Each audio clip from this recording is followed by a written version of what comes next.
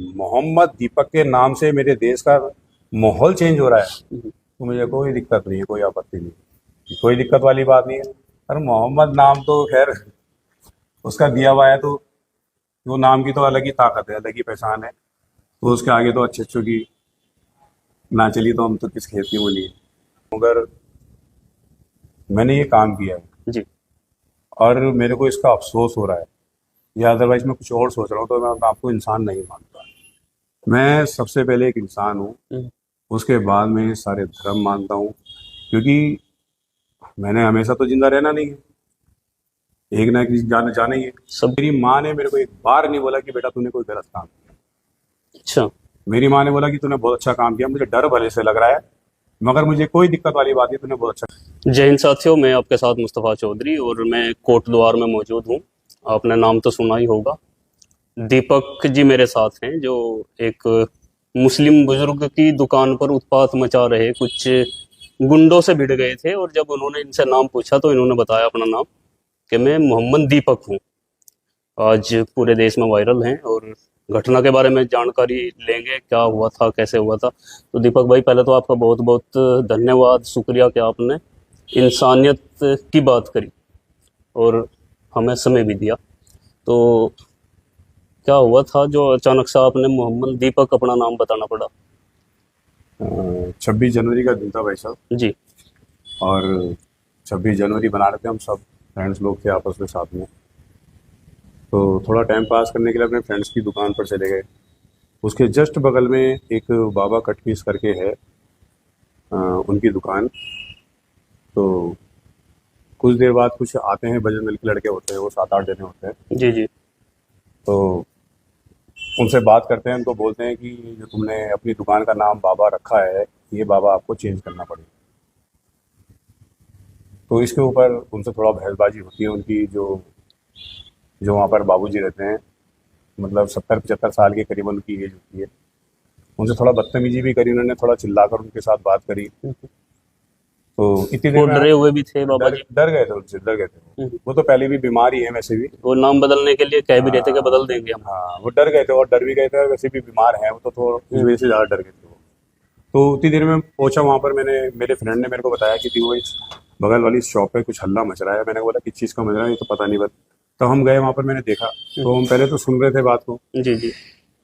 मैंने बोला उसको कि भाई दुकान का नाम चेंज करना क्यों है, किस लिए करना है चेंज। अब मैंने कहा आप हो कौन चेंज कराने वाले, इस तरह करके मैंने उनसे बात करी।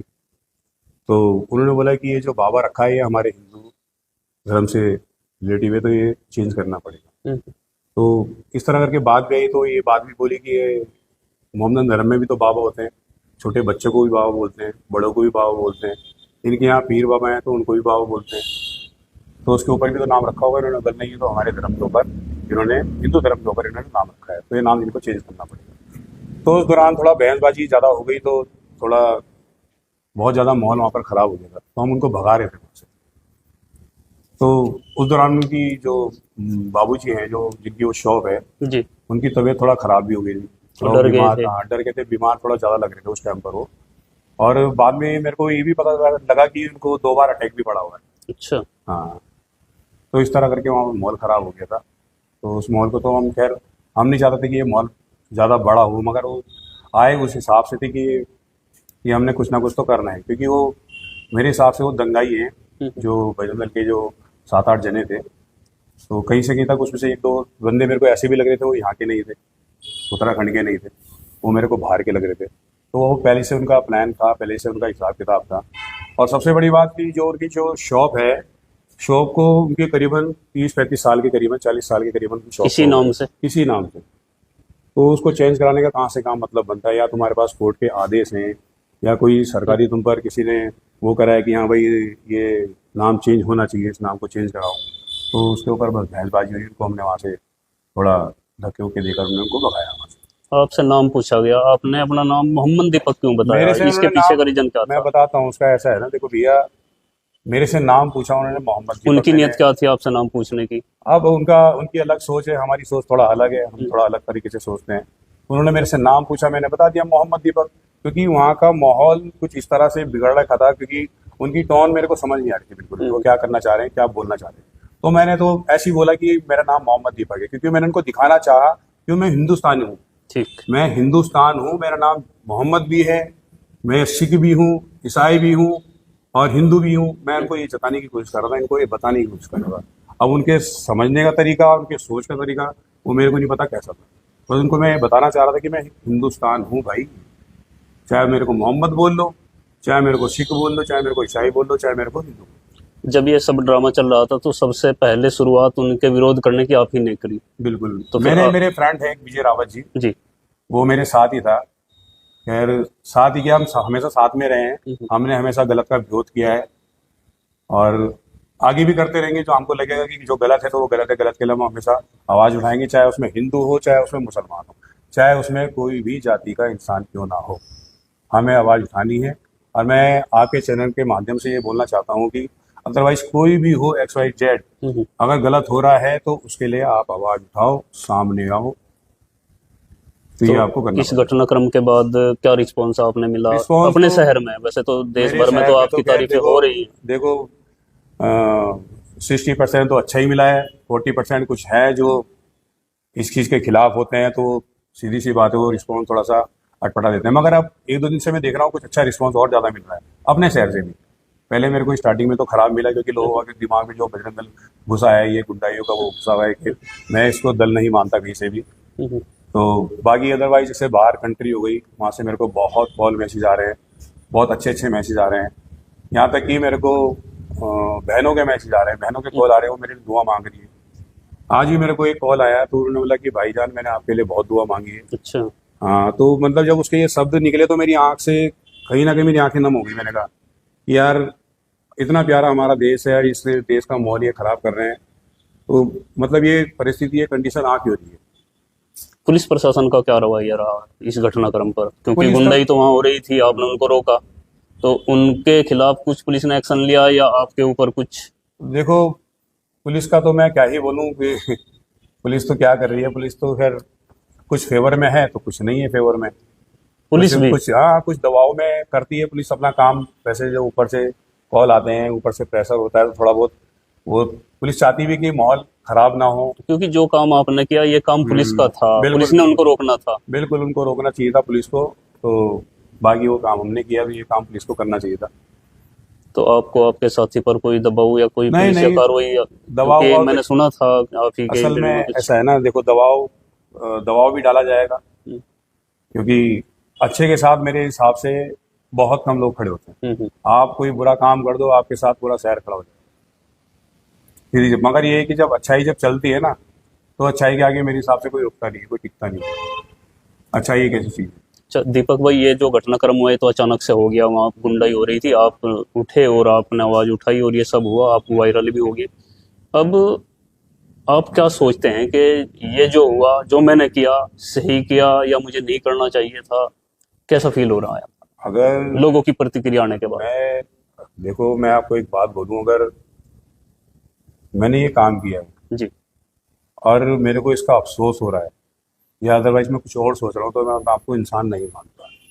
मैं सबसे पहले एक इंसान हूँ, उसके बाद मैं ये सारे धर्म मानता हूँ, क्योंकि मैंने हमेशा तो जिंदा रहना नहीं है, एक ना एक दिन जाना ही है। सबको ही जाना है। तो उसको मैंने जवाब देना है, ना कि मेरे को अदरवाइज किसी जात को, किसी बात को, किसी इंसान को मेरे को कोई जवाब देने की जरूरत नहीं। मेरे को पता है कि मैंने क्या काम किया है।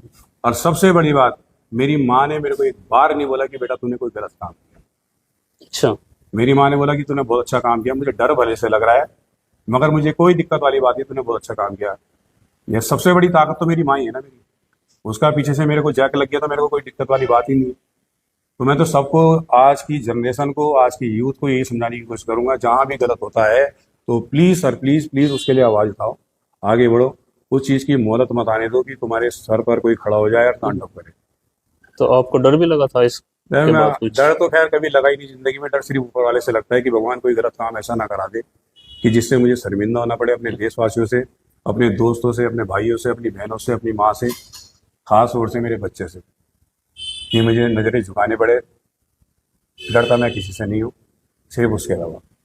जो सोशल मीडिया पर अब पूरे देश भर में जो ट्रेंड चल रहा है वो मोहम्मद दीपक के नाम से चल रहा है आज के टाइम में, आप फील तो कर ही रहे होंगे। देखो, ट्रेंड चल रहा है, अगर मोहम्मद दीपक के नाम से मेरे देश का माहौल चेंज हो रहा है तो मुझे कोई दिक्कत नहीं है, कोई आपत्ति नहीं है, कोई दिक्कत वाली बात नहीं है।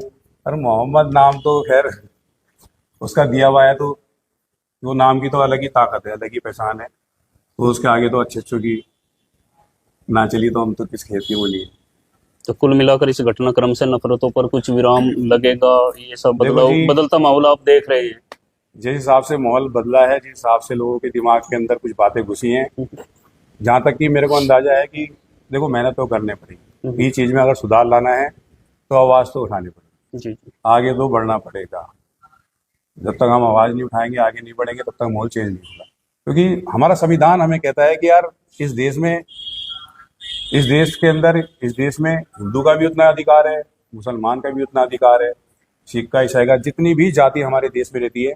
अदरवाइज हमारे देश ही एक ऐसा देश है जिसमें सबसे ज़्यादा जातियाँ पाई जाती है, ठीक है।